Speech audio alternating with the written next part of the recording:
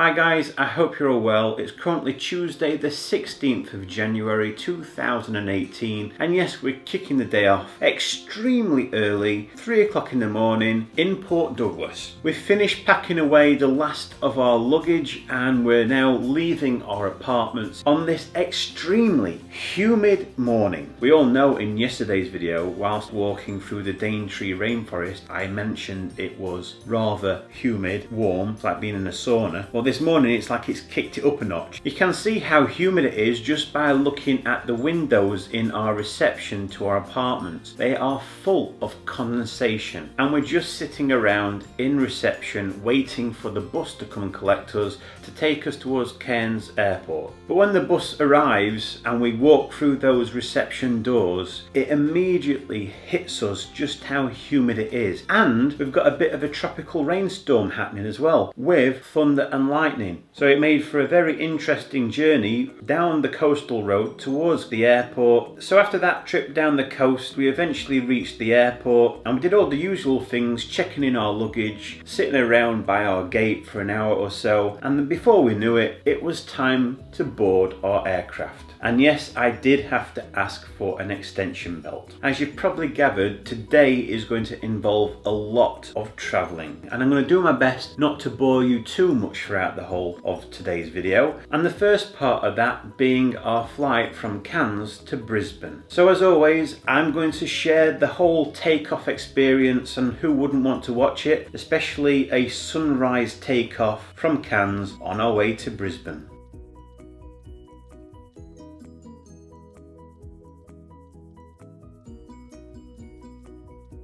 Now there's not much more to say about this flight because as soon as we'd taken off, it felt like we were landing again. But approximately 2 hours 10 minutes later, it was time for us to make our descent into Brisbane Airport. So of course, I'm not going to deny you this experience, so you can enjoy this speeded up video of us landing in Brisbane.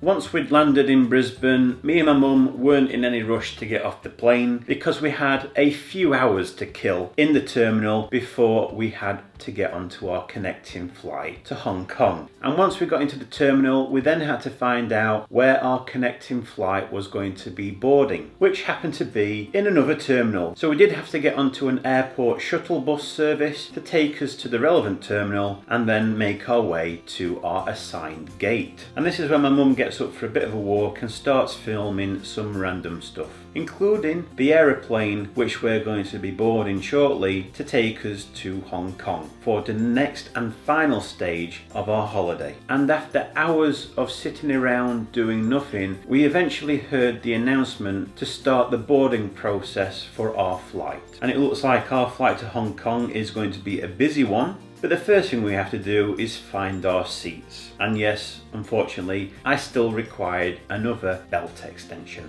But as soon as I sat down in my seat, I was swamped with my mum's bags. So it was a bit of a tight, cramped few minutes until my mum got settled, and then I could give her all the stuff back and fasten my own belt as well. So yes, that does mean, guys, I'm going to treat you all to a speeded up video of our takeoff from Brisbane Airport.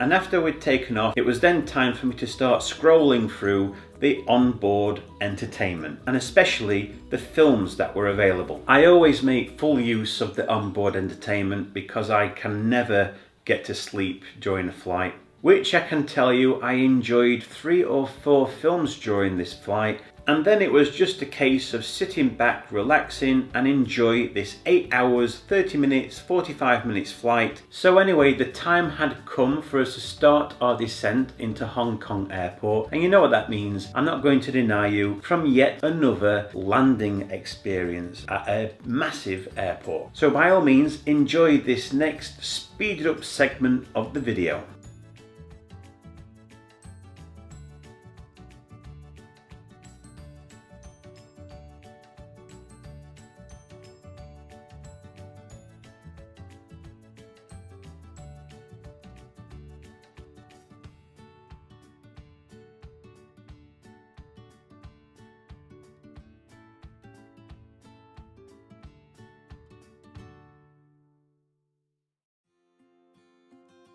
And once we had landed at Hong Kong Airport, we did the normal thing by going and collecting our luggage and then walking around to the arrivals area, where we were greeted by our driver who was going to take us to our hotel on Hong Kong Island.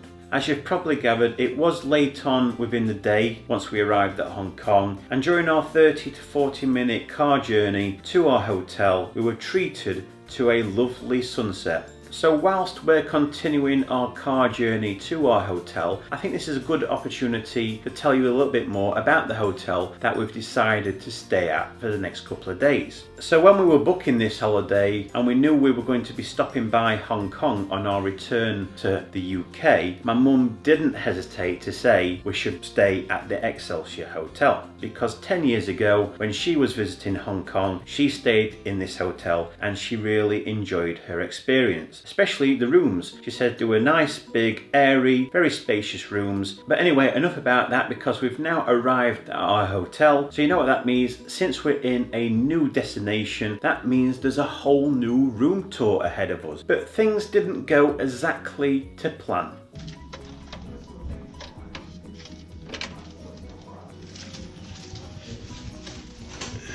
What? That can't be right. That's not right.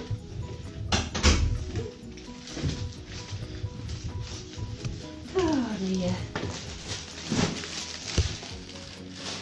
This is not a suite. No. No.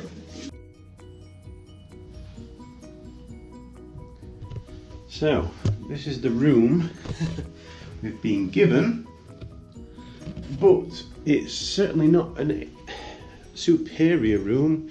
It's one double bed. It's supposed to be a much bigger suite.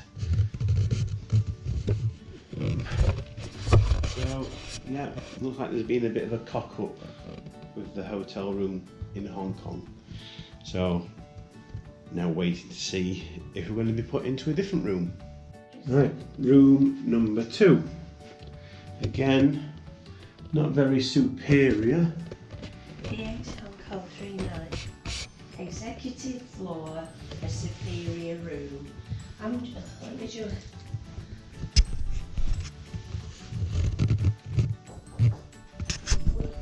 But as you can see, our third room, we still couldn't get over just how tiny the room was. And this also was a compact room with 2 single beds. It wasn't what either me or my mum was expecting. But at this point, we realised we're not going to get any further along on the room allocation. So we decided just to stick with this third room for the next 2 days, because we're only going to be spending the minimal amount of time in here, literally just to sleep and then go out and explore. But anyway, enough about that. Since today's video has literally been nothing but travelling, I'm not going to finish the video there. I've decided to roll on to the next day, which is now Wednesday, the 17th of January 2018. And yes, we're starting our first full day in Hong Kong. And it looks like it's going to turn out to be a lovely sunny day. Just a bit of haze in the distance, but I'm sure the sun will burn that off as we progress throughout the day. So once we'd had our breakfast, we've decided that we're going to start the day by exploring around the local area near to our hotel.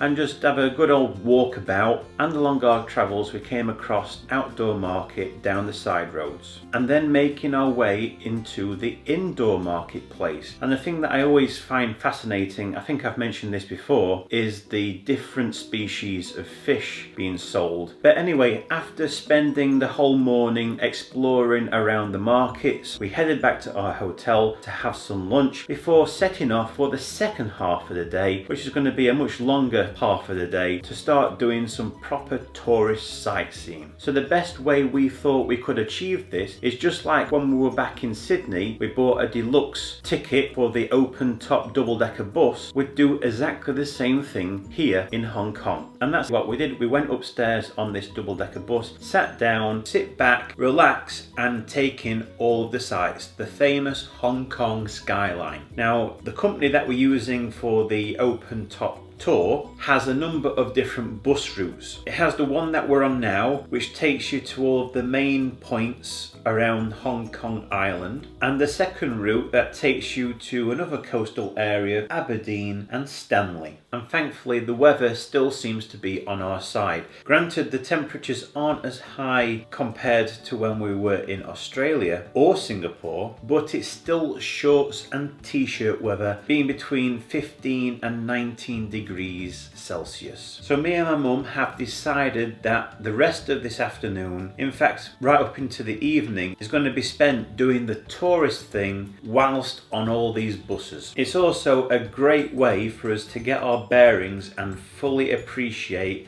the city that we're visiting. I also enjoy seeing these quirky differences between the UK and Hong Kong, in particular some building practices such as using bamboo for scaffolding. That's something I'll never see back home. And I just can't get over the skyline. I know they have to build upwards in Hong Kong because space is at a premium, but you don't realise how tightly packed everything is until you're actually driving around on these streets. Where eventually we reach the pier where we need to get off the bus and wait for the next one to come around, but this time making sure we go onto the second route so we can make our way towards Aberdeen and Stanley. I must admit I'm a huge fan of the architecture for some of these skyscrapers. They look absolutely brilliant. And one thing to be aware of whilst on this second bus route is you do go down some coastal sea roads where you get some great views of the bay, but also be careful, especially if you're sitting on the side of the bus which is near to the hill face or cliff face, for overhanging vegetation, because you do have to duck every once in a while, otherwise you're going to get slapped by a branch in the head. And once you reach the coastal area of Stanley, the bus then takes you further around the coast to Aberdeen. But as I've already mentioned, we have no plans of getting off the bus because we're just wanting to get our bearings. So you could say today is just going to be literally a flying visit to some of the key points around the island. But you can be sure this isn't the only time we're going to be visiting these areas, because we still have an extra day in Hong Kong and we are going to be making our way back to these areas because we've got some extra tickets we want to make the most of. And after being on this second bus for just over an hour, we were making our way back towards the pier. But as you can see, the sun is now starting to set. It's getting lower in the sky.